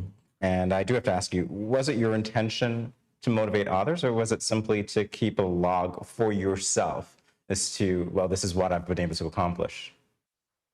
Well, it's both. I'm a sharer innately. I like to share stuff. And when I really started seeing progress with my body and on the scale, I was so excited to share. And, you know, people are always going to say, what did you do? And I just give away the information, because sometimes it's a chore to really look it up yourself, and it could be overwhelming. So if I could be one to simplify the information for them and they can maybe adopt it and it works for them, I feel like that is like goal. And it was also a log for me to keep me accountable as well, because I'm not always motivated to work out or eat right. Like yesterday, I did not work out yesterday. I just was not in the mood to work out, but today I will get it in. So it was both. It was to share the information and just to let anyone know who's, you know, struggling in the journey, that they can do it. It's a mind thing. You just have to try and change your mindset. And my own personal log, that when I feel low and feel like, I look back and be like, okay, no, we gotta stay in the game. So I'll say it's both. All right, so we're almost at the end of this interview. We have maybe the opportunity to ask one more question. So can you give us, or the viewers, any piece of advice for us on our own weight loss? Well, myself, in particular, on my weight loss journey. What I want to share is whatever journey it is, whether it's weight loss, mental health, career, I just want you to don't overthink it. If you already journey, if you already started, that in itself is admirable. You already started. And sometimes we have to get out of our own heads, right? We have to just stop, breathe, think, and then start again. And it's okay to reset as much times as you want. The main thing is that you get the job done. So if you have to get off the social media sites, like some on my WhatsApp stories, I've posted from time to time, if what I post makes you feel a certain way, mute me. Because sometimes it could come off, you know, a different way. If you don't see it as motivating or inspiring, just mute me until you're in that headspace to be like, okay, well, she did this today. Maybe I could do it tomorrow to see if it could fit my lifestyle. But don't stop, don't quit, keep going, stay motivated in anything you try to do. It doesn't have to be weight loss. That would just be my takeaway for today. Just stay motivated as much as you can. And when you feel like you need to fall off, just rest, just stop, and then get back up and keep going again. Good advice, Michelle. Thank you so much for sharing that on today's Motivating Factor. Definitely motivated from your words. Good luck with your progress. And we're rooting for you here as well. Thank you, guys. You're welcome. Say bye to Jupiter as well, all right? All right. More Good Morning SKN in a moment, everyone. Stay tuned. You see that new boy that just joined the school last week? He brought me a chocolate this morning because I showed him the way home from school yesterday. You like him? No, he's just my friend. Plus, he is my neighbor. He asked me if we can walk home together for lunch tomorrow, and I told him yes. I don't like these big boys. They tend to like to touch girls without your consent. What do you mean by consent? It's when one person agrees to give permission to another person to do something. He is cute though. Guys, you won't believe what happened the other day with the new boy from school. What happened? The other day, while walking home with the new guy, he followed me into my house. I thought it was okay because he seemed friendly and respectful. So I turned on the TV and offered him a soda. We sat in the chair together. Then he leaned over and he kissed me. I was so shocked I sat up straight and asked him why he did that. He said he thought I liked him. I told him not in that way. What? Girl, you should have never allowed him inside your parents' home. My parents will be very angry if they meet any boys in our home plus kissing me. Guys, We don't need to be burdened down with teen pregnancy and relationship problems at this time. Boys need to understand that girls are not sex objects. Remember, you have the right to consent to every activity being performed, from holding hands to anything more, and to change your mind at any time. If your partner does not respect your wishes, this also is a form of abuse. If you, your friend or family member is being abused, you can contact one of the numbers listed below for help. Department of Gender Affairs 662-5492, Special Victims Unit 662-7077, Counseling Unit 465-5000.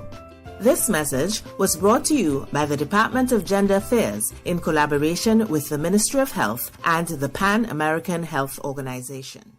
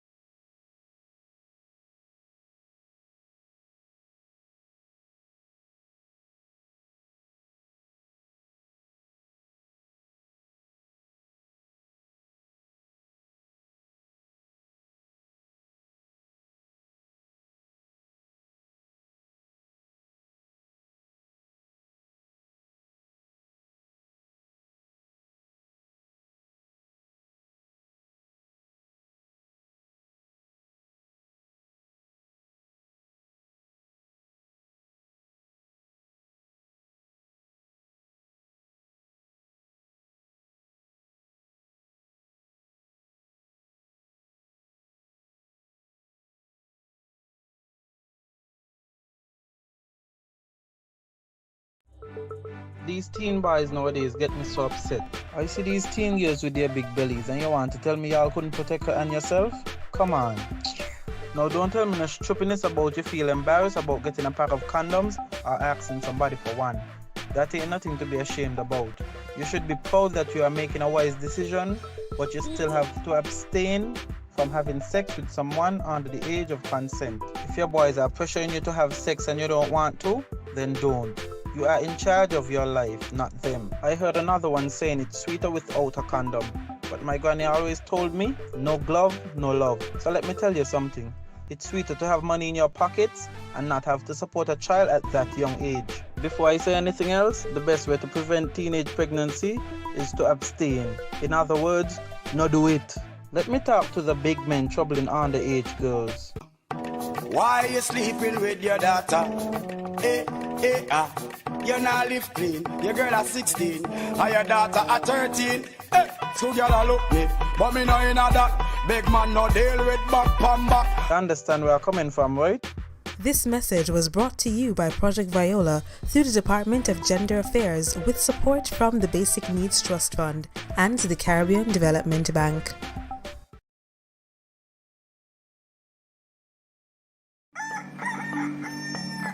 This is Good Morning SKN with Mimi and Jamie on Studio 327. Good morning, this is Carol from Lux Carnival and I listen to Good Morning SKN.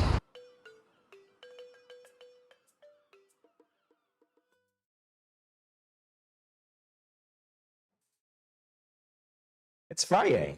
What does this mean, Mimi? That means that the work week is done and the weekend begins. To bring in the weekend, we will be engaging with the founder of Views Restaurant and Bar, Brian Brooks. Views' existence is all about supplying quality food with an unparalleled experience. It is celebrating its 1-year anniversary on the 29th of January. Congratulations. And in honor of this, they will be introducing 3 new, yes, you heard 3, new exotic burgers to their menu. So first, let's learn about Views Restaurant. Can you tell us a bit about it? Well, first, let me welcome you again. Welcome to Good Morning again. So, okay, how did Views get started? I know you for singing, so Yeah. this is a different direction for you. Well, I just want to say thank you for having me. I've always been interested in entrepreneurship and starting businesses and what's not. But I think it was about 3 years ago I moved to the St. Peter's area, and I realized that there was literally like there weren't any places to get anything to eat, you know. So I saw a need and I filled that need. Ah. All right. So, what about this industry appeals to you most? I like the fact that I get to be as creative as I want to be. That's what I like about it most, you know, and being able to come up with new recipes and find new ways to interact with people, and yeah, that's basically what it's about. I'm going to dub you the singing entrepreneur from now on. All right? Yeah. So, okay, the name Views. I love the name. Why did you come with, where did that name come from? Well, that is a funny story. I don't even know if I want to share that. But, yeah, I'm gonna share. It's a good laugh. It was a girl, and wow. Yeah. The story already is good. Let's go. I might get in trouble after this, but anyways, there was a girl that I liked, and she was into Drake. Yes. Yeah. I love that album, by the way. Yeah. So me mentally, I was just trying to I was looking through Drake's albums, trying to equip myself with the artist, and saw the name Views, and I was like, huh. That would be a good name. So I've never told anybody that story. So, but now you told the world. Yeah, I think I'm in trouble now. All right, let's move on so you won't be in any trouble anymore. All right, general ambiance of your restaurant. Tell us what's that like. What that's like. Pardon? General ambiance of your restaurant. I'm still stuck on the Views story, by the way. Mentally. So basically, I wanted to capture. I'm like a nature fanatic. So all things nature I love. So I wanted to create a landscape where it was just, an open sky and everything with just ambient lighting and stuff like that. So that's what it was really about. An outdoor kind of look. You still do get some views, some actual right. views. Right. Okay, so you are going to make 1 year old on the 29th of January, which is a big deal for entrepreneurs. Yes, I don't know if most of you know that most entrepreneurs close their businesses within the first year. Yes. So this is a great milestone. So what are some of the takeaways? What are some of the things that you learned as an entrepreneur for you? It's a lot. Yeah, it was my first time. So it was crazy. Like I went into this thing and I physically didn't know how to go about doing certain stuff, like quality control, finances, and it's been a whirlwind, but I have a good team and I have good people around me, and once you surround yourself with good people, then you are allowed to make mistakes because you have a good support system. So it's all about evolving and just becoming a better person each time for yourself, your workers, and for your customers. All right, so let's talk about the menu really quickly, because that's what Views is about, right? So what's on the menu? We specialize in burgers. I've always wanted to open a business that specialized in burgers, so we focus a lot on that. And 3? Pardon? 3 new burgers? Oh, yeah, 3 new. Oh, you want me to tell you what they are? Of course. Maybe it might hit me because we didn't get to it. Anyway, we're releasing a shrimp burger, a salmon burger, and a mutton burger. A mutton burger. Never heard of that before. And you have to try it with Swiss cheese. It's amazing. It's amazing. So we're definitely going, speaking to management, we're definitely going to take a road trip to Views to enjoy a nice view and a nice burger. So where can we learn more about you? Are you on social media? Yes, we're on Instagram and Facebook.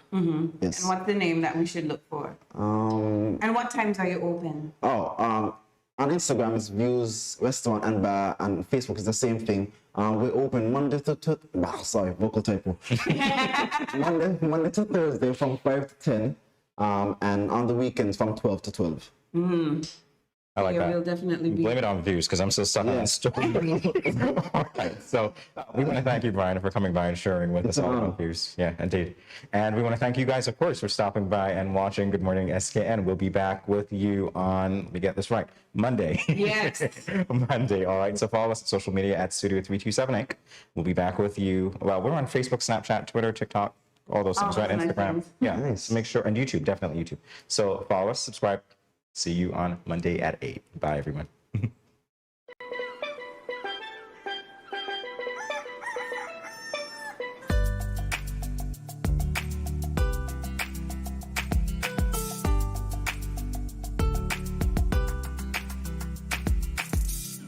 Good morning.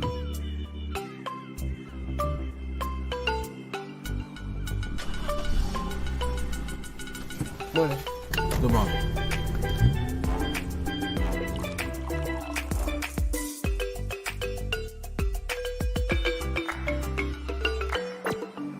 Good morning, SKN.